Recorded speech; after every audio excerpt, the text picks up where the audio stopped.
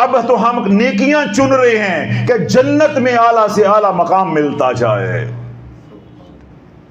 اگر ثواب کے لیے پڑھتے ہو، کہتے نہیں ہم وظائف ثواب کے لیے پڑھتے اور شرائط کے بغیر پڑھتے ہو، ہم بھی وظائف ہی بتا رہے ہیں، ہم کو جنتر منتر نہیں بتا رہے، لیکن ہم کیا کہہ رہے ہیں؟ وظائف کے ساتھ کرو، اور حتی الامکان کوشش کرو کہ جو وظائف اللہ کے نبی نے دیے ہیں پہلے وہ کرو۔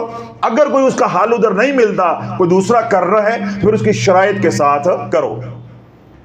اب 3 بار حسن بصری رحمۃ اللہ علیہ نے سورۃ اخلاص پڑھی ہے۔